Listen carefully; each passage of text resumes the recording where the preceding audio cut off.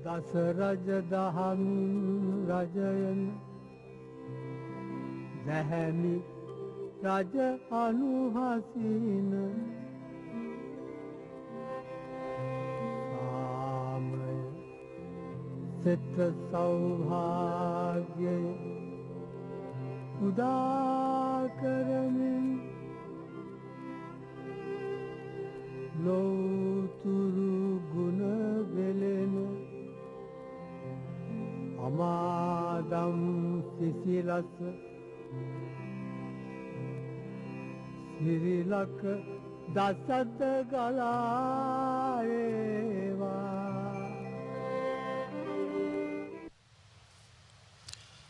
බුදු සරණ වේවා ධම් සරණ වේවා සංඝ සරණ වේවා ඔබ සියලු දෙනාටම සිදුවත් බෝසතාණන් වහන්සේ මෞකුස පිළිසිඳ ගැනීම සිදුවත් කුමරු ගිහිගෙයින් නික්මීම පස්වග තවුසන් උදෙසා අප මහා තිලෝගුරු සම්බුදු පියාණන් වහන්සේ ප්‍රථම ධර්ම දේශනාව පැවැත්වීම බුද්ධ පරිනිර්වාණයෙන් පසු ප්‍රථම ධර්ම සංගායනාව පැවැත්වීම ආදී ආගමික ශාසනික ඉතිහාසයේ වැදගත් සිදුවීම් රැසක් සහිත ඇසළ පුරපසළොස්වක පොහෝ දිනය අදයි මේ පාරුෂිද්ධ වූ අති උතුම් ඇසළ පුන් පොහෝ දිනේ අප බලාපොරොත්තු වන්නේ අතිගරු ජනාධිපතිතුමන්ගේ ජනාධිපති ආර්යාශිරන්ති වික්‍රමසිංහ රාජපක්ෂ මැතිණියගේ ආශිර්වාදයෙන් සෑම පුරපසළොස්වක පොහෝ දිනකම අරලියගහ මන්දිරයේ සිට ප්‍රඥා සම්පන්න දැහැමි ජන සමාජයක් බිහි කිරීමේ සත් අරමුණින් ඔබ හමුවට රැගෙන එන අමා දම් සිසිලස ධර්මදේශනා මාලාවේ 125 වන ධර්මදේශනය ඔබ හමුවට පමුණුවන්නටයි. අපි ඊටාම ගෞරවයෙන් අතිගරු ජනාධිපතිතුමන්ට ආරාධනා කරනවා බුදුන් විශේෂෙහි පහන් දල්වා මල් පූජා කොට අද ධර්මදේශකයන්න් වහන්සේට දැහැත් වට්ටියක් පූජා කොට ධර්මදේශනය සඳහා ආරාධනා කරන්නට කියලා. පුද්ගලයා සංවර්ධනය සඳහා ඔහුට ශ්‍රද්ධාව පමණක් නොව ප්‍රඥාවද ලබා දිය යුතුය. ඒ සඳහා මාපිය, දූ දරු, අඹුසැමි, ගුරු සිසු, සේව්‍ය සේවක, පාලක පාලිත ආදී සෑම සබඳතාවක්ම වර්ධනය කොට වෛරය තුරන් කිරීම මාගේ අරමුණ යන්නේ අතිගරු ජනාධිපතිතුමන් සඳහන් කළා. චතුරාර්ය සත්‍ය ධර්මයේ නම දේවා. අතිගරු ජනාධිපතිතුමන් අද ධර්මදේශකයන්න් වහන්සේට දැහැත් වට්ටියක් පූජා කොට ධර්මදේශනය සඳහා ආරාධනා කළා. සුපින්වත්නි ඔබ දන්නවා මහරහතුන් වැඩි මඟ ඔස්සේ ලිපි පෙළ රචනා කරමින් උන්වහන්සේගේ සදහම් මඟ ඒ සදහම් ආශිර්වාදය ලබන්නට අද මොනතරම් දුරට රටේ අපේ සදහැවතුන් පෙළ ගැහිලා ඉන්නවද කියලා. කෙසේ හෝ උන්වහන්සේ මෙවැනි සජීව ධර්මදේශනාවක් සඳහා කිසිම අවස්ථාවක වැඩම කොට නැහැ. නමුත් අතිගරු ජනාධිපතිතුමන් බුදුදහමේ චිරස්ථිතිය උදෙසාත් එය රැක ගැනීම උදෙසාත් රාජ්‍ය අනුග්‍රහය ලබා දීමේ විශිෂ්ටත්වය පළ කරමින් එතුමන්ගේ ජීවිත ආශිර්වාදයෙන්ම සදහම් මග යමින් රටට ධර්මදේශනා මාලාවක් අඛණ්ඩව ඉදිරිපත් කොට ඇති වකවානුවක උන්වහන්සේත් ගෞරවයෙන් අතිගරු ජනාධිපතිතුමන්ගේ ආරාධනය පිළි අරගෙන අද මේ විහාරස්ථානයක් වන් අරලියගහ මන්දිරයේ ධම් සභා මණ්ඩපයට වැඩම කළා. අප දැන් සාදුකාර පවත්වා උන්වහන්සේට ධර්මදේශනය සඳහා ආරාධනා කරමු.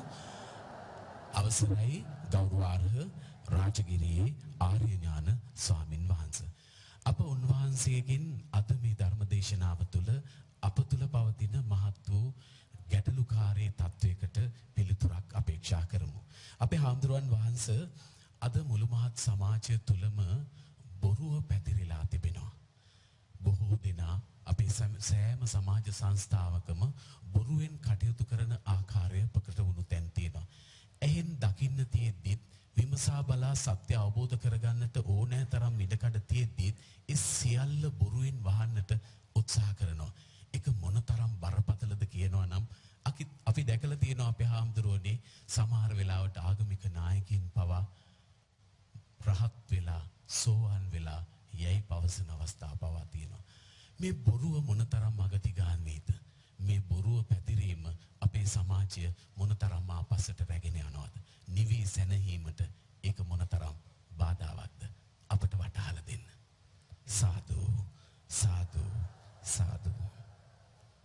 සාදුකාරයක් දෙන්න. උතුම් වූ පංචශීලය සමාදන් වීම සඳහා ශබ්ද නගලා නමස්කාරය කියන්න. නමෝ තස් භගවතු වරහතෝ සම්මා සම්බුද්දස්ස. නමෝ තස් භගවතු වරහතෝ සම්මා සම්බුද්දස්ස. නමෝ තස් භගවතු වරහතෝ සම්මා සම්බුද්දස්ස.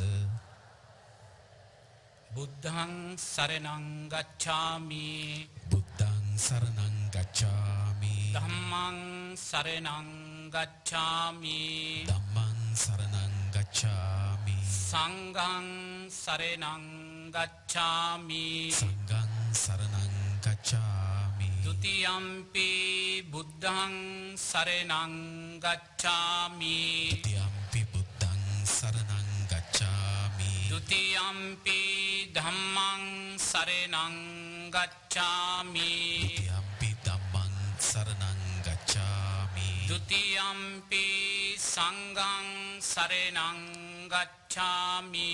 ဒ ුතියම්පි සංඝං සරණං ගච්ඡාමි. තතියම්පි බුද්ධං සරණං ගච්ඡාමි. တတိယံ පි බුද්ධං සරණං ගච්ඡාමි. තතියම්පි ධම්මං සරණං ගච්ඡාමි. တတိယံ පි ධම්මං සරණං ගච්ඡාමි. තතියම්පි සංඝං සරණං ගච්ඡාමි. တတိယံ පි සංඝං සරණං ගච්ඡාමි. තිසරණ ගමනං සම්පුන්නං ආමබන්තේ පානාති පාතා වේරමණී සික්ඛාපදං සමාදියාමි. පානාතිපාතා වේරමණී සික්ඛාපදං සමාදියාමි. අදින්නාදානා වේරමණී සික්ඛාපදං සමාදියාමි. අදින්නාදානා වේරමණී සික්ඛාපදං සමාදියාමි.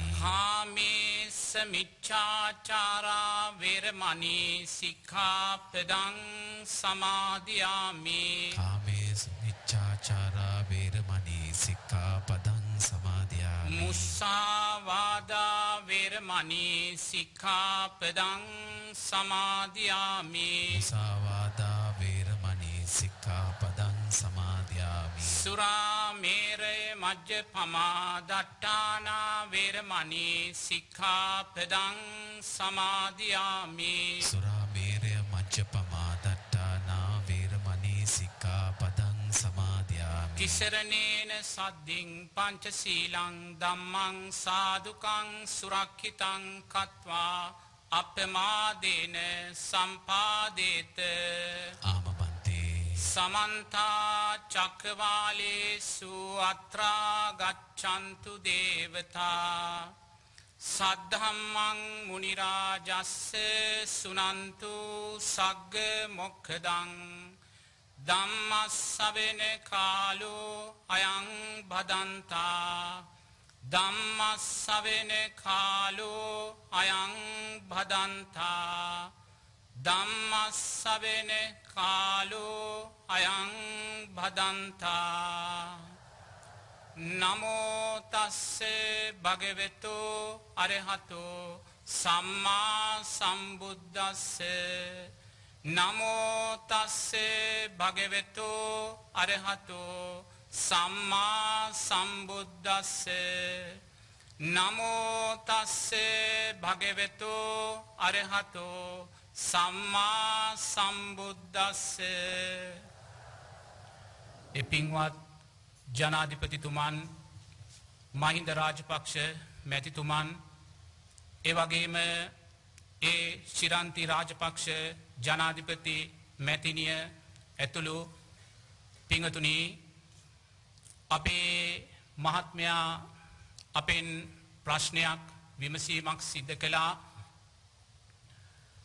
යමෙක් තමන්ගේ අධිගමයන් ප්‍රකාශ කරද්දී සමාජය තුළ යම් යම් අකටයුතු ආකාරයෙන් එවැනි කටයුතු ප්‍රකාශයන් සිද්ධ වෙනවායි කියන කාරණය. අධිගමයන් කියලා ලෞතුරා බුදුරජාණන් වහන්සේ දේශනා කරන්නේ මේ උතුම් ධර්ම මාර්ගය තුල ගමන් කරලා මේ උතුම් ආර්ය අෂ්ටාංගික මාර්ගයේ ලෝකෝත්තර ආර්ය අෂ්ටාංගික මාර්ගයේ පරිපූර්ණ භාවයට පත් කරගෙන සම්මා ඥානයන් සකස් කරගෙන සෝවාන් සකෘදාගාමි අනාගාමි අරිහත් කියන මාර්ගඵලයන්ට යමෙක් පත්වීම. ඒ නිසා යමෙක් සමාජය තුල අධිගමයක් ප්‍රකාශ කරනවා නම් මම සෝවාන් ඵලයට පත්වෙච්ච කෙනෙක් සකෘදාගාමි ඵලයට පත්වෙච්ච කෙනෙක් අනාගාමි ඵලයට පත්වෙච්ච කෙනෙක් රහත් ඵලයට පත්වෙච්ච කෙනෙක් කියලා යමෙක් අධිගමයන් ප්‍රකාශ කරනවා නම් බුදුරජාණන් වහන්සේ දේශනා කරනවා හේතුන් 4ක් නිසා එයා අධිගමයන් ප්‍රකාශ කරනවා කියලා. ඒ හේතුන් 4න් පළවෙනි හේතුව තමයි අදිමාන්‍ය නිසා එයා ප්‍රකාශ කරනවා මම සෝවාන් වෙච්ච කෙනෙක් මම රහත් වෙච්ච කෙනෙක් කියලා. අදිමාන්‍ය නිසා. දෙවෙනි කාරණේ බුදුරජාණන් වහන්සේ දේශනා කරනවා මෝහය නිසා. මෝහය කියන්නේ මෝඩකම නිසා එයා ප්‍රකාශ කරනවා මම සෝවාන් ඵලයට පත්වෙච්ච කෙනෙක් මම රහත් ඵලයට පත්වෙච්ච කෙනෙක් කියලා. තුන්වෙනි කාරණේ ලෞතර බුදුරජාණන් වහන්සේ දේශනා කරනවා මානසික රෝගීභාවය නිසා එයා ප්‍රකාශ කරනවා මම සෝවාන් ඵලයට පත්වෙච්ච කෙනෙක් මම රහත් ඵලයට පත්වෙච්ච කෙනෙක් කියලා. එතකොට හතරවෙනි කාරණේදී බුදුරජාණන් වහන්සේ දේශනා කරනවා එයා අවබෝධය තුලින්ම ප්‍රකාශයට පත් කරනවා මම මේ උතුම් අධිගමයන් සාක්ෂාත් කරපු කෙනෙක් කියලා පින්වතුනි. ඒ නිසා සමාජය තුල යමෙක් අධිගමයන් ප්‍රකාශ කරද්දී අපි මේ කාරණා හතරටම දාලා ඒ පුද්ගලයාව විමසීමට ලක් කරන්න වෙනවා. මොකද මේ කාරණා හතර නිසාම පින්වතුනි යමෙක් අධිගමයන් ප්‍රකාශ කරන්න පුළුවන් කියලා බුදුරජාණන් වහන්සේ දේශනා කරනවා. ඒ නිසා ලෞතර බුදුරජාණන් වහන්සේ නමක් පින්වතුනි මේ ලෝකයට පහළ වෙන්නේ මේ චතුරාර්ය සත්‍ය කියන ධර්මය අපිට මේ ලෝකයේ සත්වයාට කියලා දෙන්නමයි. සාරා සංක කල්ප ලක්ෂ ගානක් අප්‍රමාණ දසපාර්විතා ධර්මයන් පූර්ණ කරලා ලෞතර බුදුරජාණන් වහන්සේ නමක් මේ ලෝකෙට පහළ වෙන්නේ කුමක් සඳහාද? මේ උතුම් චතුරාර්ය සත්‍ය ලෝකයට දේශනා කරන්න. අද වැනි ඇසළ පුන් පසළොස්වක පොහේ දවසක තමයි ලෞතර බුදුරජාණන් වහන්සේ මේ උතුම් චතුරාර්ය සත්‍ය මේ ලෝක සත්වයාට දේශනා කළේ.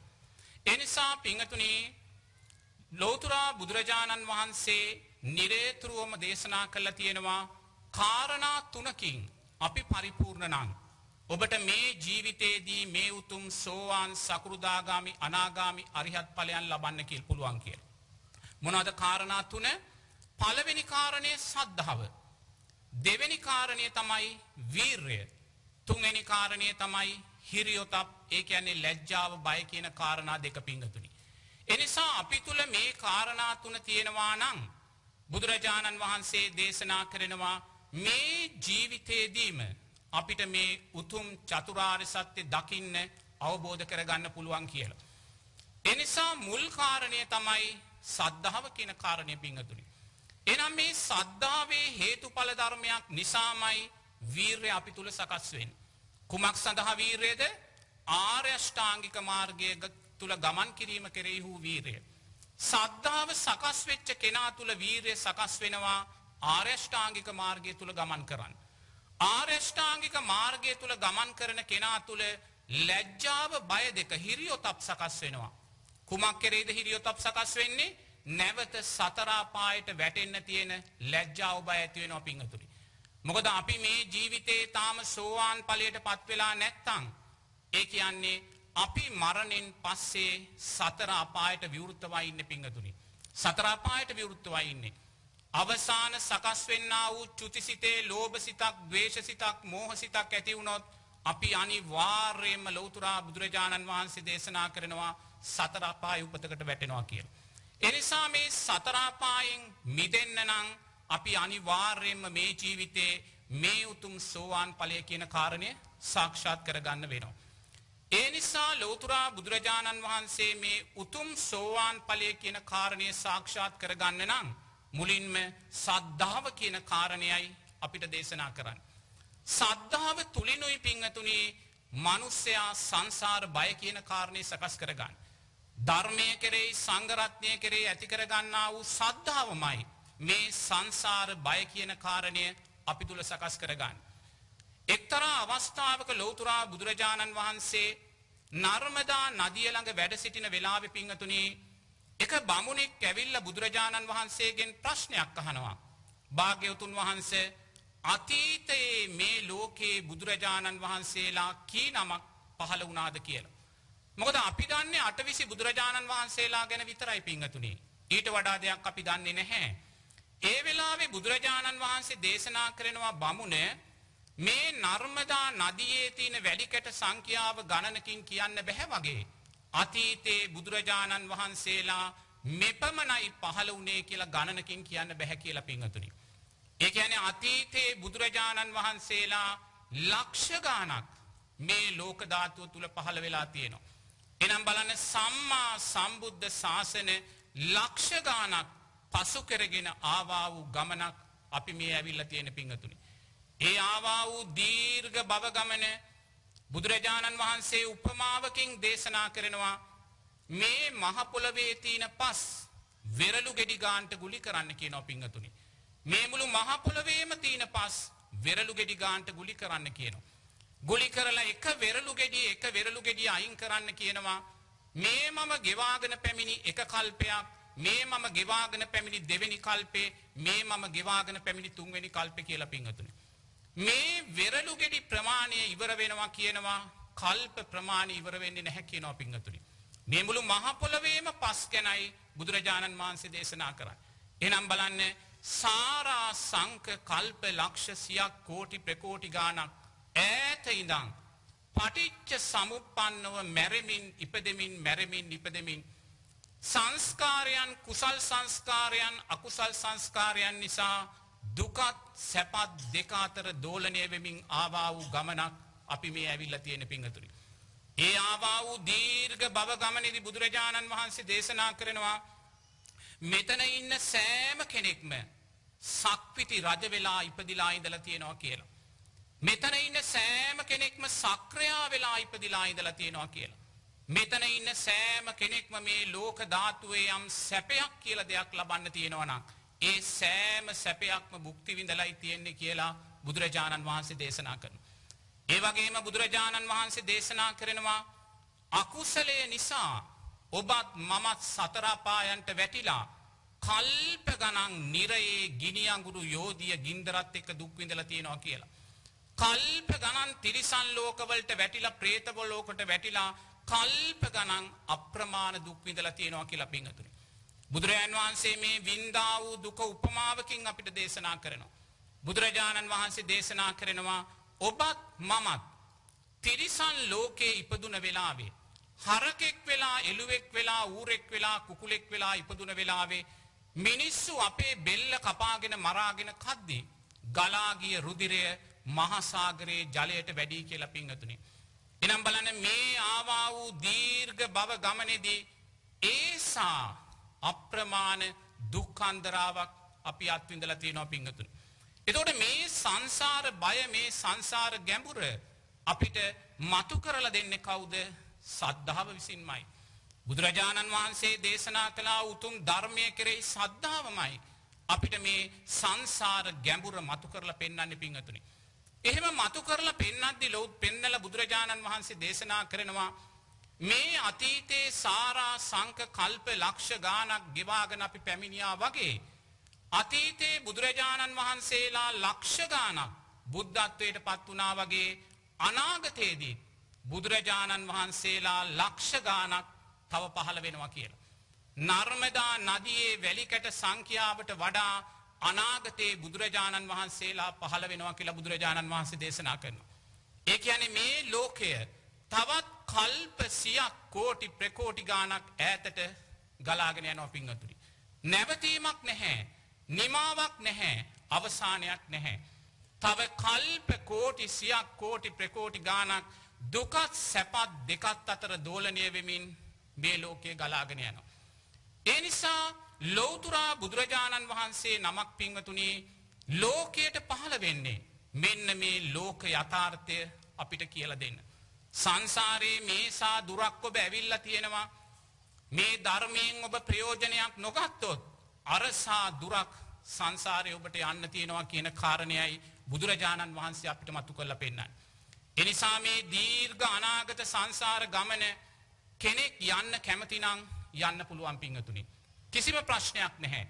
තව සාරා සංක කල්ප ලක්ෂ සියක් කෝටි ප්‍රකෝටි ගානක් ලෝකයේ ඈතට දිවෙනවා. ඒ දිවෙන ලෝකයේ තුල ඔබ ඉස්සරහට යන්න සූදානම් නම් ඔබට කාරණා දෙකක් හමු වෙනවා පිංගතුනි. මොනවද ඒ කාරණා දෙක? එකක් දුක, එකක් සැප කියන කාරණේ. එකක් සුගතිය, අනික දුගතිය කියන කාරණේ. එනිසා මේ සුගතියත් දුගතියත් දෙකත් අතර දෝලනය වෙමින් ඔබට තව කල්ප සියක් කෝටි ගානක් ඈතට කැමතිනම් යන්න පුළුවන්. කැමතිනම් යන්න පුළුවන්. කැමතිනම් බුදුරජාණන් වහන්සේ දේශනා කරනවා මේ ගලාගෙන යන ලෝකයේ තුල ඔබට නවතින්නත් පුළුවන්. කොහොමද නවතින්නේ? මේ දීර්ඝ භව ගමන උපරිම ආත්ම භාව 7කට සීමා කරගත්ත කෙනාට කියනවා සෝවාන් ඵලයට පත් වුණ කෙනා කියලා. එයා මේ දීර්ඝ භව ගමන උපරිම ආත්ම භාව 7කට සීමා කරගන්නවා. දෙවෙනි කෙනා තමයි එයා මේ දීර්ඝ භව ගමන උපරිම ආත්ම භාව 2කට සීමා කරගන්නවා. එයාට කියනවා සකෘදාගාමි ඵලයට පත් වෙච්ච කෙනා කියලා. තව කෙනෙක් ඉන්නවා එයා මේ දීර්ඝ භව ගමන එකාත්ම භාවයකට සීමා කරගන්නවා. එයාට කියනවා අනාගාමි ඵලයට පත් වුණ කෙනා කියලා. තව කෙනෙක් ඉන්නවා එයා මේ දීර්ඝ භව ගමන මේ ජීවිතේම අවසන් කළා දානවා. එයාට කියනවා රහතන් වහන්සේ කියලා පිංගතුනි. ඒ නිසා ඔබට කාරණා තුනක් තියෙනවා තෝරගන්න.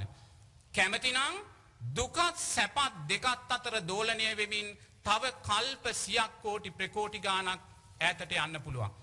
කැමතිනම් මේ උතුම් සද්ධර්මයේ ප්‍රයෝජනයට අරගෙන මේ උතුම් ආර්ය අෂ්ටාංගික මාර්ගයේ ප්‍රයෝජනයට අරගෙන මේ ජීවිතේදීම මේ භව ගමන නවත්තන්න පුළුවන්.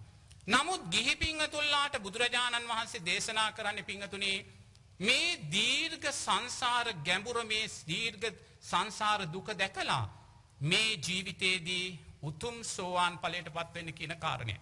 ඒක තමයි ගිහි පිංගතුල්ලාට පෙන්වන ඉලක්කය. උතුම් සෝවාන් ඵලයට පත් වෙන්න. මොකද සංසාරේ අපි සක්විති රජ වෙලා ඉපදිලා සක්විති රජ සැප විඳලා තියෙනවා. සංසාරේ අපි සක්‍රයා වෙලා ඉඳලා සක්‍ර සැප අපි විඳලා තියෙනවා. සංසාරේ අපි සිටිවරු ඇමතිවරු මැති ඇමතුරු වෙලා ඒ අප්‍රමාණ සැපයන් අපි විඳලා තියෙනවා. නමුත් මේ ආවා වූ දීර්ඝ භව ගමනේදී අපි නොවින්දා වූ සැපයක් තියෙනවා පිංගතුනි. ඒ නොවින්දා වූ සැපය තමයි මාර්ගඵල සැපය කියන කාරණේ. එනිසා මේ උතුම් අවස්ථාවේදී සම්මා සම්බුද්ධ ශාසනයේ ජීවමානව තියෙන අවස්ථාවේදී අපි දක්ෂ වෙන්න ඕනේ. සංසාරේ මේ සෑම සැපයක්ම අපි භුක්ති විඳලායි තියෙන්නේ. නමුත් මේ භුක්ති විඳා වූ සෑම සැපයක්ම අනිත්‍යභාවයට පත් වෙන සැපයක්මයි. ඒ සෑම සැපයක්ම අනිත්‍යභාවයට පත් වුණා. දවසක් ලෝතුරා බුදුරජාණන් වහන්සේ පිණ්ඩපාතේ වඩිනකොට පාර හරහා පනින කඩි රැලක් පෙන්නලා බුදුරජාණන් වහන්සේ දේශනා කරනවා ආනන්ද මේ කඩි රැලේ ඉන්න සෑම කඩියෙක්ම සංසාරේ සක්විති රජ වෙලා ඉඳලා තියෙනවා කියලා. බලන්න මේ තිරිසන් ලෝකේ ඉන්න කඩියත් සංසාරේ සක්විති රජ වෙලා ඉඳලා තියෙනවා නම් ඔබත් මමත් සංසාරේ කොච්චර සක්විති රජ වෙලා ඉන්නේ නැද්ද පිංගතුනි. නමුත් ඒ සෑම සංස්කාරයක්ම අනිත්‍ය වූ ධර්මතාවයක්. සක්විති රජ කියන තැනට අපිව ඔසවලා තියලා ආයිමත් අකුසලයේ විසින් සතර අපායේ අප්‍රමාණ දුකට අපිපත් කරලා තියෙනවා පිංගතුනි. ඒ නිසා ඔබ දක්ෂ වෙන්න මේ ලැබුවා වූ ධර්මයේ සම්දිට්ඨිකව ලැබුවා වූ මේ මොහොතේදී බුදුරජාණන් වහන්සේ ඔබෙන් බලාපොරොත්තු වෙන්නා වූ ඒ උතුම් සෝවාන් ඵලය කියන කාරණය ජීවිතය තුලින් සාක්ෂාත් කරගන්න. ඒතර බලන්න බුදුරජාණන් වහන්සේ නමක් සාරා සංක කල්ප ලක්ෂ ගානක් පාරමී දම් පුරලා අදවැනි දවසක ඒ උතුම් චතුරාර්ය සත්‍ය සිංහ නාදයක් හැටියට දේශනා කරන්නේ අපෙන් එකම එක දෙයක් බලාපොරොත්තු වෙලා පිංගතුනි. ඒ බලාපොරොත්තු වෙන එකම එක දේ තමයි අනේ මේ ජීවිතේ මේ උතුම් සෝවාන් ඵලයට පත් වෙන්න කියන බලාපොරොත්තුවයි ගිහි පිංගතුල්ලා තුලින් බුදුරජාණන් වහන්සේ බලාපොරොත්තු වෙන්නේ. ඒ නිසා අපි මේ ජීවිතේදී උතුම් සෝවාන් ඵලයට පත් වෙන්න දක්ෂ වුණේ නැත්නම් අපි මේ ජීවිතේ S2 පියාගන්නේ බුදුරජාණන් වහන්සේට නායකාරයෙක් වෙලා පිංගතුනි. බුදුරජාණන් වහන්සේට නායකාරයෙක් වෙලයි අපි මේ ජීවිතේ S2 පියාගන්නේ. මොකද අපේ සංසාරයේ අපිට මුණ ගැසුණු බුදුරජාණන් වහන්සේලා ලක්ෂ ගාණක් අපි ඒ බුදුරජාණන් වහන්සේලාට ණයකාරයෝ වෙලයි අපි එදා S2 පියාගෙන තිබිලා තියෙන්නේ. මොකද බුදුරජාණන් වහන්සේ නමක් මේසා දුෂ්කර ක්‍රියාවන් සාරා සංක කල්ප ලක්ෂ ගානක් පෙරම් පුරලා උන්වහන්සේ අවබෝධ කර දේශනා කරපු දේ අපේ ජීවිතයට අපි දරාගෙන නැහැ පින්වතුනි. ඒ නිසා නිරේතුරුවම මේ ධර්ම මාර්ගය තුල ගමන් ගනිද්දී තමා තුලින් තමා චිත්තයක් ඇති කර ගන්න පින්වතුනි. මේ දුකත් සැපත් දෙකත් අතර දෝලණය වෙමින් ගලාගෙන යන ලෝකයේ තුල මම නැවතිච්ච කෙනෙක් වෙනවායි කියන චිත්තය ඇති කරගන්න. නැවතිච්ච කෙනෙක් වෙනවායි කියන චිත්තය. එනිසා මේ චිත්තය ඇති කරගනිද්දී බුදුරජාණන් වහන්සේ මේ උතුම් චතුරාර්ය සත්‍යයයි මාර්ගය හැටියට අපිට දේශනා කරන්නේ. චතුරාර්ය සත්‍ය මුල් මාර්ග සත්‍ය මොකද්ද? දුක කියන කාරණේ පින්වතුනි. දුක කියන්නේ මොකද්ද? ජාති ජරා ව්‍යාධි මරණ ශෝක පරිදේව දුක්ඛ දෝමනස්යන් ප්‍රියයන්ගෙන් වෙන්වීම අප්‍රියයන් හා එක්වීම පංච උපාදානස්කන්ධය නිත්‍ය වශයෙන් ගැනීමේ දුකයි දුක කියලා බුදුරජාණන් වහන්සේ දේශනා කරන්නේ. එහෙනම් දුක කියන කාරණේ අපි තුල තියෙනවද? මේ දුක කියන කාරණේ අපි සෑම දෙනෙක් තුලම තියෙනවා පින්වතුනි. දෙවෙනි ආර්ය සත්‍යදී බුදුරජාණන් වහන්සේ දේශනා කරනවා දුක ඇතිවීමට හේතුව තෘෂ්ණාවයි කියලා. එහෙනම් දුක තියෙන්නේ අපි තුල නම් දුක ඇතිවීමට හේතුව තෘෂ්ණාව තියෙන්න ඕනේ කා තුලද? තමා තුලමයි පින්වතුනි. තමා තුල තියෙන තෘෂ්ණාවේ ප්‍රමාණයට තමා දුක සකස් කර ගන්නවා පින්වතුනි. තුන්වෙනි ආර්ය සත්‍ය බුදුරජාණන් වහන්සේ දේශනා කරනවා දුක නැති කරන්න නම් තෘෂ්ණාව නැති කරන්න ඕනේ කියලා. එහෙනම් බලන්න දුක තියෙන්නේ තමා තුල නම් තෘෂ්ණාව තියෙන්නේ තමා තුල නම් දුක නැති කරන්න තෘෂ්ණාව නැති කරන්න ඕනේ කවුද? තමාමයි. හතරවෙනි ආර්ය සත්‍ය බුදුරජාණන් වහන්සේ දේශනා කරනවා දුක නැති කිරීමේ මාර්ගය ආර්ය අෂ්ටාංගික මාර්ගයයි කියලා. එහෙනම් දුක තියෙන්නේ තමා තුල නම් දුකට හේතුව තෘෂ්ණාව තියෙන්නේ තමා තුල නම් දුක නැති කරන්න තෘෂ්ණාව නැති කරන්න ඕනේ තමාම නම් මාර්ගය තුල ගමන් කරන්න ඕනේ කවුද? තමාමයි. එහෙනම් බලන්න තමා තුලින්ම මේ උතුම් චතුරාර්ය සත්‍ය දකින්න මේ උතුම් චතුරාර්ය සත්‍ය අවබෝධ කරගන්න මාර්ගය බුදුරජාණන් වහන්සේ අපිට දේශනා කළා තියෙනවා පින්වතුනි. ඒ මාර්ගය තමයි ආර්ය අෂ්ටාංගික මාර්ගය. ඒතර බලන්න එහෙමනම් අපි මේ ධර්ම මාර්ගය තුල මේ උතුම් අධිගමයන් සාක්ෂාත් කරගන්න යන ගමනේදී අපි අනිවාර්යයෙන්ම ආර්ය අෂ්ටාංගික මාර්ගයට ප්‍රවිෂ්ඨ වෙන්න ඕනේ පින්වතුනි. මේ ආර්ය අෂ්ටාංගික මාර්ගයට අපි කොතනින්ද ප්‍රවිෂ්ඨ වෙන්නේ? ආර්ය අෂ්ටාංගික මාර්ගයට ප්‍රවිෂ්ඨ වෙන්නේ සම්මා දිට්ඨිය තුලින් පින්වතුනි. සම්මා දිට්ඨියෙන් තොරව මේ ධර්ම මාර්ගයේ දශමයක්වත් අපිට යන්න පුළුවන් කමක් නැහැ. මොකද සම්මා දිට්ඨිය සකස් වුණොත් තමයි සම්මා සංකප්පයන් සකස් වෙන්නේ. සම්මා සංකප්පයන් සකස් වුණොත් තමයි සම්මා වාචාවන් සකස් වෙන්නේ. සම්මා වාචාවන් සකස් වුණොත් තමයි සම්මා කම්මන්තයන් සකස් වෙන්නේ. එනිසා මේ ප්‍රශ්නය යොමු කරපු මහත්තයා කිව්වා මේ සමාජය තුල බොරුව රජයනවා කියන කාරණයක්. එහෙනම් මේ බොරුව කියන්නේ මොකද්ද? සම්මා වාචාවන්මයි පින්වතුනි. සම්මා වාචා කියන්නේ මුසාවාද පිසුනා වාචා පරුසා වාචා සම්පප්පලාපා කියන කාරණේ තුල. එහෙනම් සමාජය තුල බොරුව රජයනවා නම් ඊට හේතුව මොකද්ද? සමාජය සම්මා දිට්ඨියෙන් බැහැර වෙලා පින්වතුනි.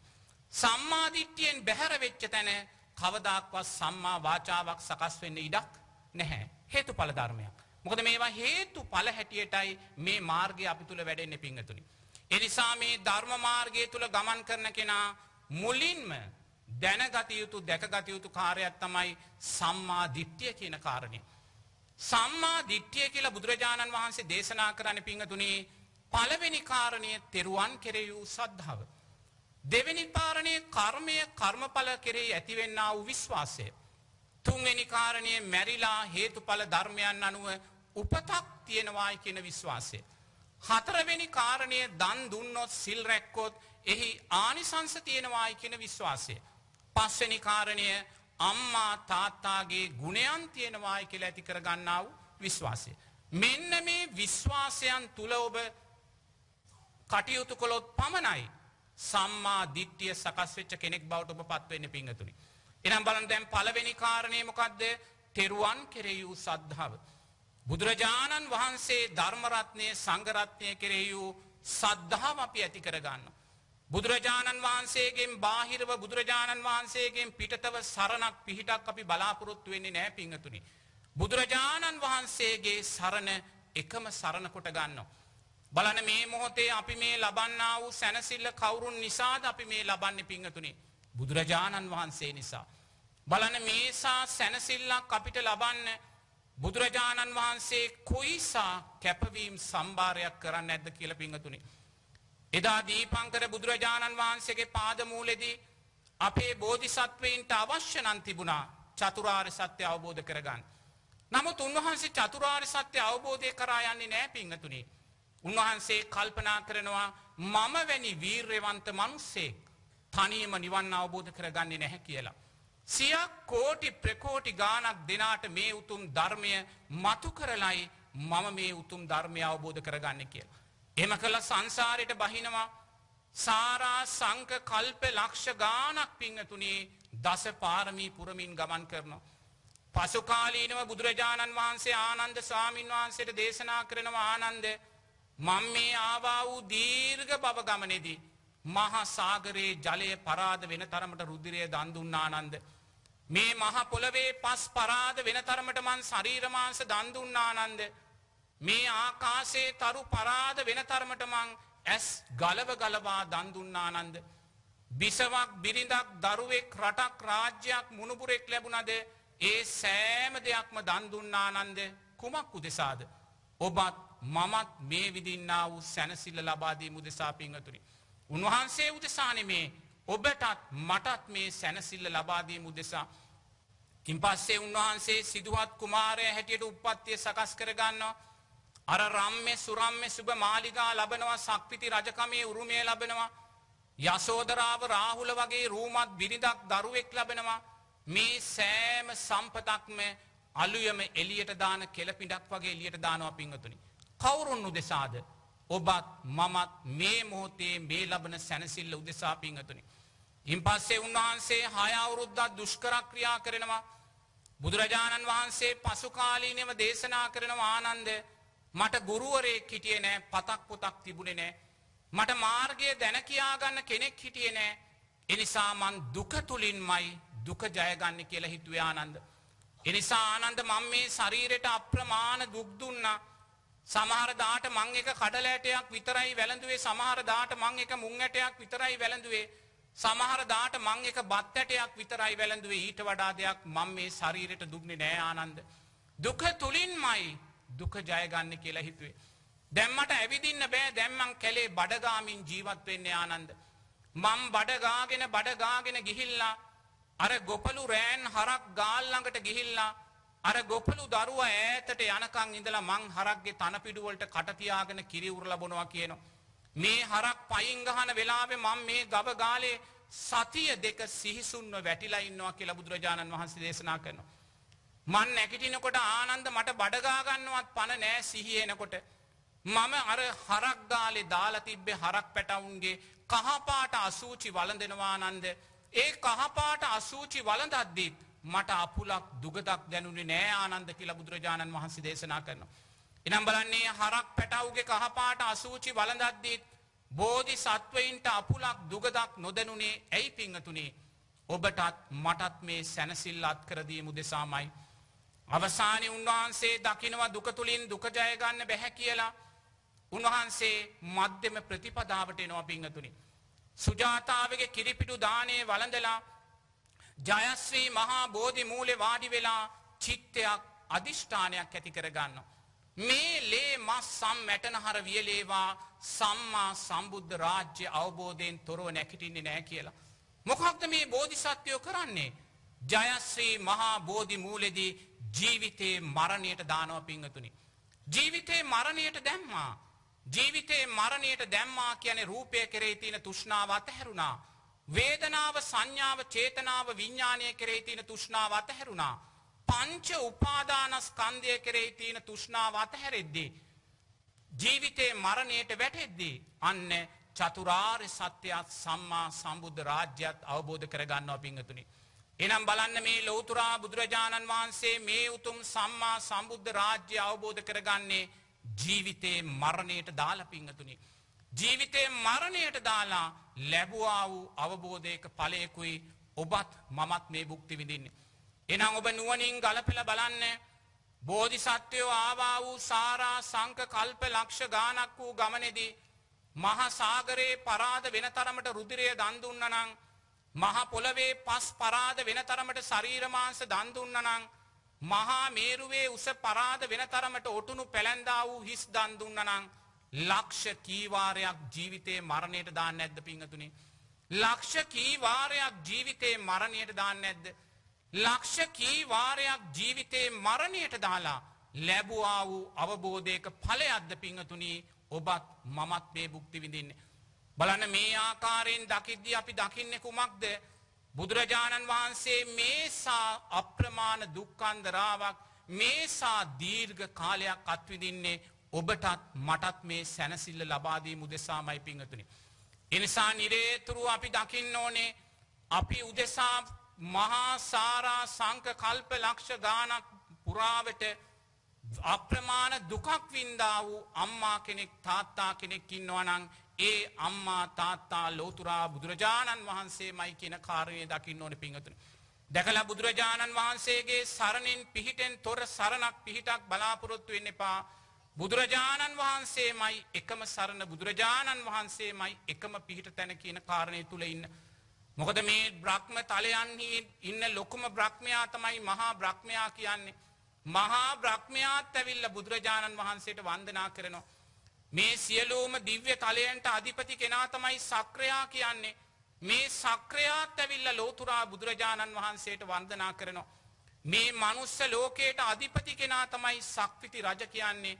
සක්විති රජුරුවොත් ඇවිල්ලා බුදුරජාණන් වහන්සේට වන්දනා කරනවා. එහෙනම් මේ ලෝක ධාතුවේ ඉන්න මේ සියලුම විශිෂ්ටයින් ශ්‍රේෂ්ඨයින් ලෝතුරා බුදුරජාණන් වහන්සේට වන්දනා කරනවා නම් ලෝතුරා බුදුරජාණන් වහන්සේට වඩා ශක්තියක් බලයක් මේ ලෝකේ තියෙන්න බෑ පින්වතුනි. මේ ලෝකේ තියෙන්න බෑ. ඒ නිසා මේ බුදුරජාණන් වහන්සේ කියන අයෝමයේ ශක්තිය තුලට අපි ගොනු වුණාට පස්සේ අපි කවදාක්වත් අමනුෂ්‍යයෙකුට යක්ෂයෙකුට දෙවියෙකුට බිය වෙන්න අවශ්‍යතාවයක් නෑ පින්වතුනි. මොකද බුදුරජාණන් වහන්සේ අයෝමය ශක්තියක් කියන කාරණේ අපි තුල ඇති වෙනවා. එහෙම කරමින් බුදුරජාණන් වහන්සේ තුල කෙරෙහි අප්‍රමාණ බුදුරජාණන් වහන්සේගේ ගුණයන් ඥානයන් කෙරෙහි ඒ උතුම් සද්ධාව ඇති කරගන්න. දෙවනුව ධර්ම රත්නය කෙරෙහි උතුම් සද්ධාව ඇති කරගන්න. ධර්ම රත්නය පහළ වෙන්නේ අදවැනි ඇසල පුර පසළොස්වක පොයේ දවසක පින්වතුනි. ඒ උතුම් ධම්මචක්ක පවත්වන සූත්‍රය හරහා එනිසා බුදුරජාණන් වහන්සේ ශ්‍රී මුඛයෙන් දේශනා කළා වූ මේ උතුම් සත්‍තිස් බෝධිපාක්ෂික ධර්මයන් පටිච්ච සමුප්පාද ධර්මයන් පංච උපාදානස්කන්ධ ධර්මයන් සප්ත බොජ්ජංගයන් මේ සියලුම ධර්මයන් කෙරෙහි පූර්ණ විශ්වාසය ඇති කරගන්න. මේ ලෝකයේ අතාර්ථය මතු කරලා පෙන්නන හෙලි කරලා පෙන්නන මේ ධර්මය කෙරෙහි පූර්ණ විශ්වාසය ඇති කරගන්න. තුන්වෙනුව බුදුරජාණන් වහන්සේ දේශනා කරනවා සංඝයා කෙරෙහි සද්ධාව ඇති කරගන්න. සංඝයා කියන්නේ පින්වතුනි අතීතේ අද දවසේ තමයි සංඝ රත්නේ පහළ වීම ලෝකයාට සිද්ධ වෙන්නේ ඒ උතුම් කොණ්ණඤ්ඤ ස්වාමින් වහන්සේ හරහා. එනිසා සංඝයා කියන තැන අපි හිත පිහිටද්දී නිරේතුරුවම සාරිපුත්ත මහරහතන් වහන්සේ මුගලන් මහරහතන් වහන්සේ කාශ්‍යප මහරහතන් වහන්සේ කියන තැනටයි අපි හිත පිහිටන්න ඕනේ. බලන්න සාරිපුත්ත මහරහතන් වහන්සේ කියන ඒ උතුම් චරිතය තුල කොයිසා ගුණයක් තියෙනවද කියලා පින්වතුනි. මුගලන් මහරහතන් වහන්සේ කියන ඒ ශ්‍රේෂ්ඨ චරිතය තුල කොයිසා ගුණයන් කොයිසා ඥානයන් තියෙනවද? සාරිපුත්ත මහරහතන් වහන්සේ ජීවිතයේ අවසාන කාලේ බුදුරජාණන් වහන්සේට සැලකරනවා භාග්‍යවතුන් වහන්සේ මට පිරිනිවන් පාන්න අවසර දෙන්න කියලා. බුදුරජාණන් වහන්සේ අහනවා සාරිපුත්ත ඔබ වහන්සේ කොහෙද පිරිනිවන් පාන්නේ? මගේ නාලක ගමේ මං උපන් ගෙදරම මං පිරිනිවන් පාන්න ඕනේ. මගේ අම්මා තාම මිත්‍යා දෘෂ්ටිකයි මම මේ අවසන් මොහොතේ හෝ මගේ අම්මා සම්මා දිට්ඨියට පත් කරන්න මට අවශ්‍යයි. එහෙම කියලා බුදුරජාණන් වහන්සේගෙන් අවසර අරගෙන චුන්ද මහ රහතන් වහන්සේත් එක්ක නාලක ගමට උපන් ගෙදෙට්ට වඩිනවා. දැන් ගෙදෙට්ට වැඩම කරලා උපන් කාමරේ සැතපීලා ඉන්නවා. සාරි බැමිණත් ළඟ වාඩි වෙලා ඉන්නවා. චුන්ද මහ රහතන් වහන්සේත් ළඟ ඉන්නවා. රාත්‍රී 10 වගේ වෙනකොට ප්‍රභාස්වර ආලෝක හතර පැත්තෙන් ඇවිල්ලා සාරිපුත්ත මහ රහතන් වහන්සේට වන්දනා කරලා යනවා. සාරි බැමිණ අහනවා චුන්ද මහ රහතන් වහන්සේගෙන් මොකක්ද මේ ප්‍රභාස්වර ආලෝක හතර කියලා. ඒ වෙලාවේ චුන්ද මහරහතන් වහන්සේ කියනවා මේ සතරවරම් දෙවියන් ඇවිල්ලා සාරිපුත්ත මහරහතන් වහන්සේට වැඳලා සමාව අරගෙන ගියා කියලා.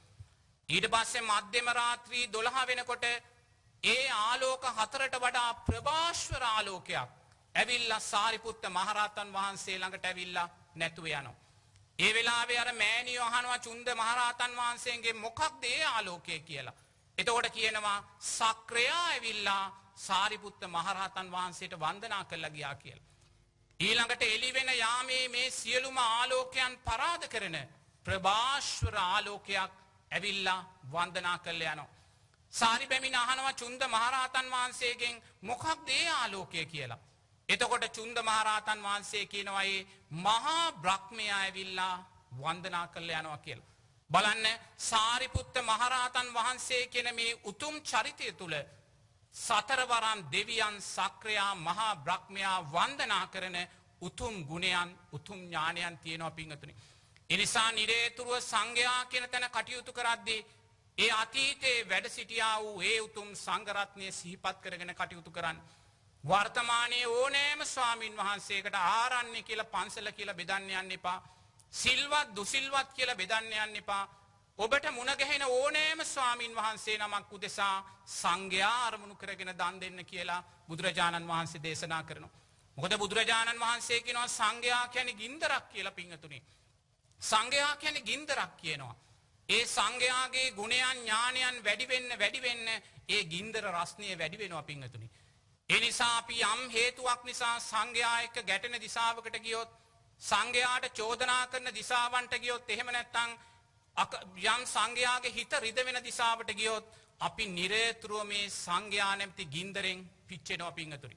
ඒ නිසා බුදුරජාණන් වහන්සේ දේශනා කරනවා මෙහෙම ගිහිල්ලා අනාගතයේදී කාසාය කණ්ඨක කියලා කෙනෙක් මේ ලෝකේ පහළ වෙනවා.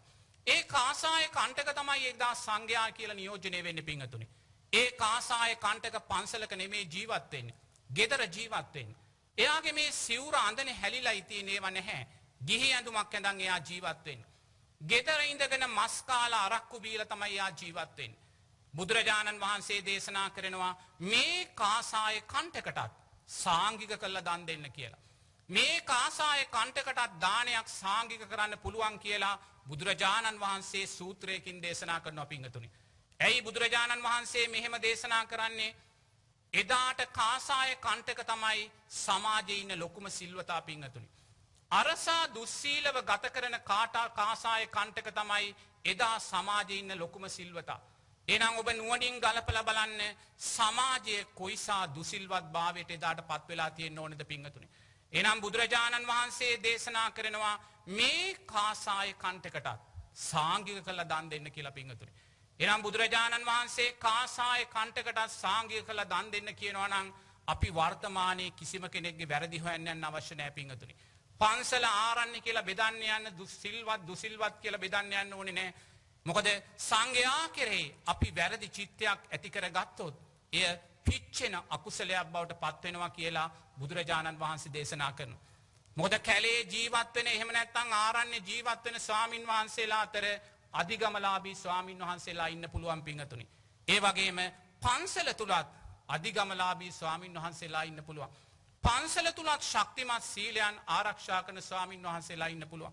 ඒ නිසා නිරේතුරුවම අපි දක්ෂ වෙන්න ඕනේ සංඝයා කෙරෙහි සද්ධාව ඇති කරගන්න නම් නිරේතුරුවම ඔබට මුණ ගැහෙන ඕනෑම ස්වාමින් වහන්සේ නමක් අරමුණු කරගෙන අර අතීතයේ වැඩ සිටියා වූ උතුම් රහතන් වහන්සේලා අරමුණු කරගෙන ඕනෑම ස්වාමින් වහන්සේ නමකට කරන ගෞරවය දක්වන්න. කරන පුද පූජා වත් පිළිවෙත් දක්වන්න.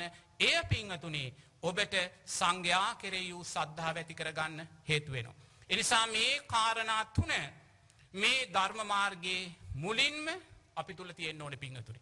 දැන් අපේ සමහර පිංගතුල්ලා ඉන්නවා. ඒ පිංගතුල්ලා භාවනා කරනවා. මුළු ජීවිත කාලෙම හැමදාම භාවනා කරනවා. නමුත් කට ඇරියොත් ස්වාමින් වහන්සේලාට දොස් කියනවා.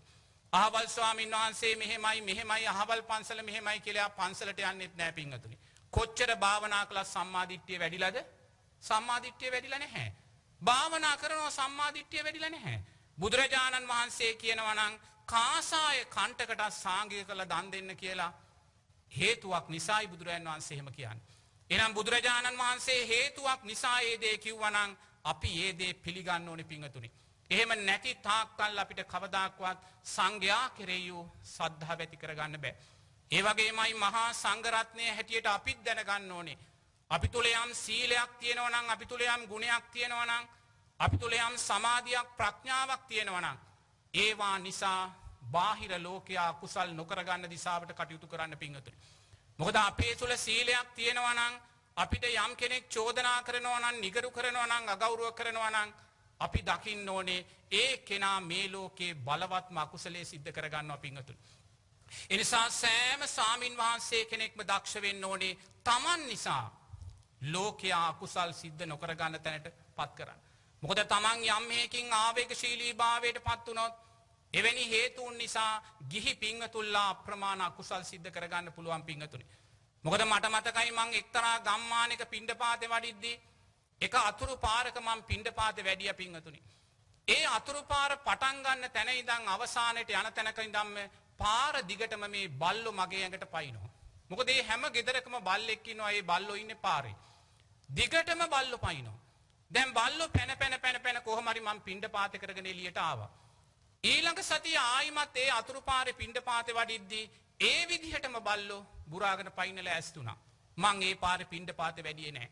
ඉන් පස්සේ කිසිම දවසක මං ඒ පාරේ පිණ්ඩපාතේ වැඩියේ නැහැ. ඇයි මම දන්නවා සංඝයා කියන අරමුණට ඒ බල්ලා කේන්තියෙන් බුරාගෙන පනිද්දී ඒ බල්ලා මේ ලෝකයේ තියෙන බලවත්ම අකුසලයේ සිද්ධ කර ගන්නවා පින්වතුනි. බලවත්ම අකුසලයේ සිද්ධ කර ගන්න. ඒ නිසා සංඝයා හැටියට අපි ඒ කාරණයක් නුවණින් දකින්න දක්ෂ වෙන්න ඕන. ඒ නිසා මේ ආකාරයෙන් තෙරුවන් කෙරෙහි වූ ශ්‍රද්ධාව මුලින් ඇති කරගන්න.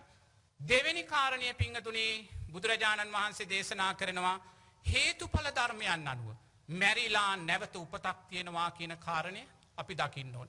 මොකද හුඟක් කෙනෙකුට මැරිලා නැවත උපතක් තියෙනවා කියන කාරණය අපි දකින්නේ නැහැ පින්වතුනි.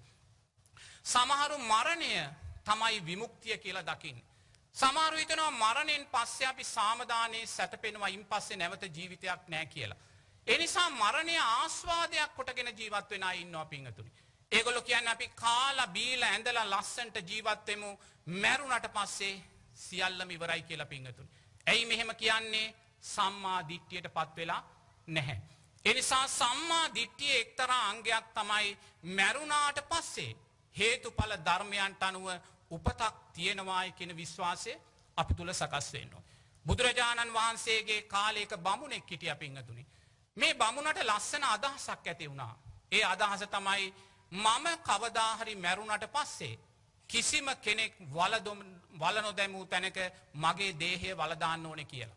සේවකයන්ට අඬ ගහගෙන ගල්ලිනි උදළු අරගෙන දැන් කැලේ සොයාගෙන යනවා. කිසිම කෙනෙක් වල නොදැමූ තැනක් හොයාගෙන යනවා පින්වතුනි. මෙහෙම යනකොට විශාල ගහක් තිබුණා. මේ ගහ යට එක තැනක් සලකුණු කළා. මෙතන නම් කවදාක්වත් කිසිම කෙනෙක් මැරිලා වල්ලලා නැහැ කියලා. සලකුණු කළ සේවකයින්ට කියනවා මෙතන වලක් හාරන්න කියලා. සේවකයින්ට වල හාරනකොට බුදුරජාණන් වහන්සේ මේ කාරණේ දිවසින් දැකලා බුදුරජාණන් වහන්සේ මෙතෙන්ට වැඩම කරනවා. වැඩම කළා අහනවා බමුණේ කුමක්ද ඔබ ඔය කරන්න කියලා.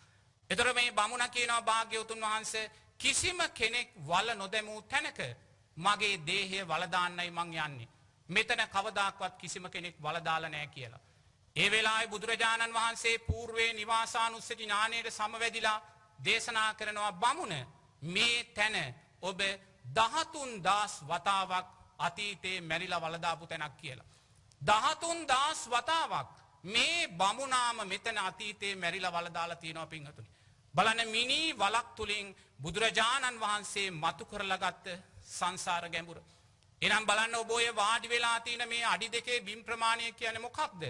ඔබ සංසාරේ දසදහස් වාරයක් මැරිලා වල දාපු තැනක් පින්වතුනි. නමුත් අපි එහෙම දකින්නවද?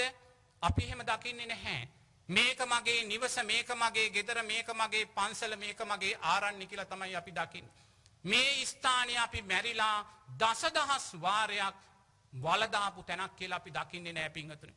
අතීතයේ බුදුරජාණන් වහන්සේලා, සාරිපුත්ත මහරහතන් වහන්සේලා, ඒ උතුම් සංඝ රත්නය පන්සලක් ආරණ්‍යයක් මගේ කරගෙන ජීවත් වුණේ නෑ පිංගතුනි. ඇයි ඒගොල්ලෝ මගේ කරගෙන ජීවත් වුණේ නැත්තේ? ඒගොල්ලෝ දන්නවා මේ සෑම බින්ගඟලක්ම මගේ සුසාන භූමියක් කියලා. සුසාන භූමියක් කවදාක්වත් ඒගොල්ලෝ මගේ කරන්න ගියේ නැහැ. ඒ නිසා ඔබ දක්ෂ වෙන්න. ඔබ රාත්‍රියට නිින්දට ගියාට පස්සේ නිදි ඇදේ නිදාගෙන මේ නිදි ඇද තියෙන ප්‍රමාණය මන් සංසාරේ දසදහස් වාරයක් මරලා වැළදැමූ සුසාන භූමියක් කියලා දකින්න. ඔබ පුටුවක වාඩි වෙලා විවේකීව ඉන්න අවස්ථාවක ඔබ නුවණින් දකින්න මේ බිම් කඩ මම සංසාරයේ දසදහස් වාරයක් අතීතේ මැරිලා වලදාපු තැනක් කියලා දකින්න පිංගතුනි. ඒ දකින්න දැක්ම තුල කුමක්ද අපිට තුල වැඩෙන්නේ? සම්මා දිට්ඨියයි. ඒ දැක්ම අපි තුල නැත්තම් පිංගතුනි සම්මා දිට්ඨියේ දුර්වලභාවයක් එතන තියෙන්නේ. ඒ නිසා ඒ වගේම ඔබ කර්මය කර්මඵල විශ්වාසය ඇති කරගන්න. ඒ වගේම දන් දුන්නොත් සිල් රැක්කොත් ආනිසංස තියෙනවා කියන විශ්වාසය ඇති කරගන්න. ඒ වගේම පිංගතුනි අම්මා තාත්තාගේ ගුණයන් තියෙනවා කියන විශ්වාසය ඇති කරගන්න. මෙන්න මේ විශ්වාසය අපිට ආර්ය අෂ්ටාංගික මාර්ගයට ප්‍රවිෂ්ඨ වෙන්න. ආර්ය අෂ්ටාංගික මාර්ගයට ප්‍රවිෂ්ඨ වෙන්න උතුම් සම්මා දිට්ඨිය අපි තුල ඇති කරනවා. ඒ උතුම් සම්මා දිට්ඨිය ඇති කරගත්තොත් අර මහත්තයා මතක් කළා වගේ අපි ලෝකේ කාවත් බොරුවෙන් රවට්ටන්න යන්නේ නැහැ. මොකද මේ උතුම් සම්මා දිට්ඨිය සකස් කරගත්ත කෙනා කර්මය කර්මඵල විශ්වාසය තුල ජීවත් වෙන කෙනෙක්. බොරු කිව්වොත් එහි විපාක තියෙනවා කියලා දැනගෙන ජීවත් වෙන කෙනෙක්. ඒ නිසා බොරුවෙන් ලෝකය මුදවන්න නම් සම්මා දිට්ඨිය තුල අපි ශක්තිමත් වෙන්න ඕනේ. කාලය අවසන් වෙනවා. ඒ නිසා ධර්ම දේශනාව මම මෙතකින් සමාප්ත කරනවා. ඒ නිසා කල්පනා කරන්න මම හිතනවා මේ අර්ලියගහ මන්දිරයේ ඒ ගරු ජනාධිපතිතුමන් සංවිධානය කරන ඒ ධර්ම දේශනා මාලාවේ 125 වෙනි ධර්ම දේශනාව යද පැවැත්වෙන්නේ සම්මා සම්බුද්ධ ශාසනයේ චිරස්තිය උදෙසා සම්මා සම්බුද්ධ ශාසනයේ ආරක්ෂාව උදෙසා ශක්තිමත් පාලකයෙක් ශක්තිමත් නායකයෙක් ශක්තිමත් රජ කෙනෙක්ගේ අවශ්‍යතාවය බුදුරජාණන් වහන්සේත් අනුමත කළා තියෙනවා පින්වතුනි. මට මතකයි පහුගිය මාස කීපය තුල ධර්ම දේශනා පවත්වද්දී විශාල ජනතාවක් ඒ ධර්ම දේශනා වලට සහභාගී වෙලා හිටියා. ඒ විශාල ජනතාව දකිද්දී මං හදවතින් පින් දුන්න එක චරිතයක් තිබ්බා. ඒ චරිතය තමයි මේ රටේ ජනාධිපතිතුමා. මොකද එතුමා නිසායි අපිට දහස් ගාණක් පිරිවරාගෙන නිදහසේ බණක් කියන්න පුළුවන් වාතාවරණයක් මේ රට තුල සකස් වුණේ. භික්ෂූන් හැටියට අපිට දේශපාලනයක් නැහැ. අපි දේශපාලනය ගැන මුකුත් දන්නෙත් නැහැ. නමුත් යමෙක් සම්මා සම්බුද්ධ ශාසනයේ චිරස්තිය උදෙසා ආරක්ෂා උදෙසා කටයුතු කරනවා නම් එයාට ආශිර්වාද කරන්න කියන කාරණය බුදුරජාණන් වහන්සේ අනුමත කළා තියෙනවා. ඒ නිසා කල්පනා කරන්න මේ මොහොතේ මේ උතුම් ධර්ම දානමය පින්කම් බෙදා දීම තුලින් මේ රැස් කරගත්තා වූ සෑම පිනක්ම මම හිතනවා මේ මොහොතේ රූපවාහිනිය හරහා ලක්ෂ සංඛ්‍යාත පිරිසක් මේ ධර්මයේ ශ්‍රවණය කරනවා ඇති.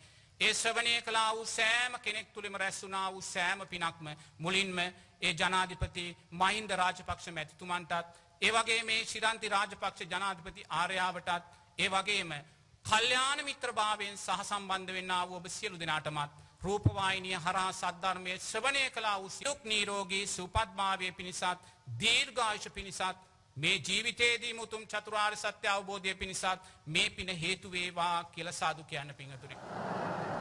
ඒ වගේම මේ රැස් කරගත්තා වූ සෑම පිනක්ම ඒ ජනාධිපතිතුමන් එම පින්වත් ආර්යාව නමින් මිය පරලොව ගොස් පින් බලාපොරොත්තුව ජීවත් වෙන මව් දෙමාපියන් ඇතුළු යම් ඥාති පිරිස් වේ නම් මේ සියලු දෙනාත් මේ අරලියගහ මන්දිරයේ අතීතයේ ජීවත් වෙලා මිය පරලොව ගිය ඒ අතීත නායක කාරකාදීන් පින් බලාපොරොත්තුව ජීවත් වෙනවා නම් ඒ සියලු දෙනාත් ඔබ අප නමින් මිය පරලොව ගොස් පින් බලාපොරොත්තුව ජීවත් වෙන සියලු දෙනාත් තමන්ගේ දෑතින් කරගත්තා වූ පින්කමක් සේසිතා මේ පින දැක සතුටු වේවා අනුමෝදන්ව සතුටු වේවා කියලා මියගිය ඥාතීන් අරමුණු කරගෙන මේ පින අනුමෝදන් කරන්න ඉදම්මේ ඥාතීනං හෝතු ගාතාව කියන්න.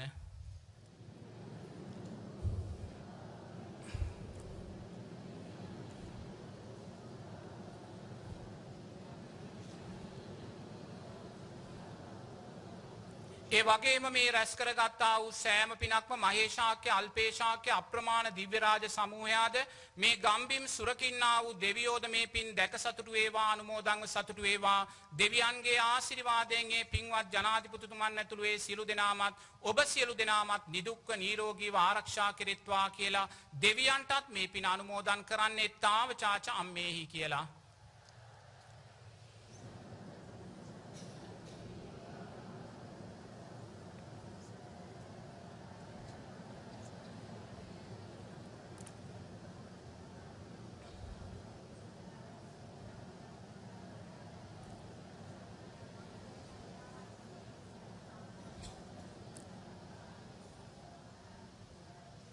දැන් අප්‍රමාණ සතුටට පත්වෙන්න මේ ආකාරයෙන් පින්කමක් සිද්ධ කරලා තමනුත් සතුටු වෙලා මියගේ ඥාතීනුත් සතුටුභාවයට පත් කරලා දෙවියනුත් සතුටුභාවයට පත් කරලා අප්‍රමාණ සැනසෙල්ලක් ලැබුවා කියලා සතුටු වෙන අතර මේ රැස් කරගත්තා වූ සෑම පිනක්ම මේ ගෝර කටුක භයානක සංසාරයෙන් අත් මිදී පරම ශාන්ත නිර්වාණ අවබෝධය උදෙසාම උත්තම පාරමී ධර්මයන් වේවා කියලා සාදු කියන්න. ඒ වගේම මේ රැස් කරගත්තා වූ සෑම පිනක්ම මාගේ ගුරුවරයන් වහන්සේ වන ඒ දොඩම්පාල චන්දසිරි මහානායක ස්වාමින් වහන්සේටත් නිදුක් නිරෝගී සුවපත්භාවය පිණිසම හේතු වේවා කියලා ප්‍රාර්ථනා කරනවා. අභිවාදන සීලිස්ස නිච්ඡං වජ්ජාපචායිනෝ චත්තාරෝ ධම්මා වඩ්ඩಂತಿ ආයුවන්නෝ සුඛං බලං ආයුරාෝග්‍ය සම්පatti සග්ග සම්පatti මේවච අතෝ නිබ්බාන සම්පatti ඉමිනාතේ සමිච්ඡතු පිංගතුල්ලාට නිදුක් නිරෝගී සුවපත්භාවය සැලසේවා. තෙරුවන් සරණයි. මහරහතුන් වැඩිමග ඔස්සේ ලිපි පෙළ දෑට දායාද කරමින් ඒ ලිපි පෙළ ඔස්සේ පැහැදුණු අපේ සදහැවතුන්ට ධර්මදේශනා පවත්වමින් අපේ ජනතාව සදහැවතුන් දුකින් මුදවා ගැනීම පිණිස කටයුතු කරමින් සිටින ගෞරවාර්හ රාජගිරි ආර්ය ඥාන ස්වාමීන් වහන්සේට අතිගරු ජනාධිපතිතුමන් ඔබේ සාදුකාරය මැද්දේ පිරිකර පූජා කරන අවස්ථාව. සුපින්වත්නි, අද ඇසලපුර පසළොස්වක පොහෝ දින අරලියගහ මන්දිරයේ සිටගෙන අමාදම් සිසිලස ධර්ම දේශනාව 125 වන වතාවටයි ඔබ හමුවට පැමිණ වූයේ. ඒ සඳහා එක්ව ලක්ෂ සංඛ්‍යාත ජනතාවක් අද ධර්ම දේශනාව ශ්‍රවණය කළ බව අප මතක් කළ යුතුයි. ඒ සියලු දෙනාට උන්වහන්සේ දේශනා කළ ආකාරයට බුදුන් වහන්සේගේ ධර්මය ඔස්සේ යමින් යහපත් දැකීම සම්මා දිට්ඨිය ඇතුව නිවන සඳහා සුවය සඳහා ගමන් ආරම්භ කොට නිවී සැනීම ලබන්නට වාසනාව වේවා. තෙරුවන් සරණයි. ඔබ සියලු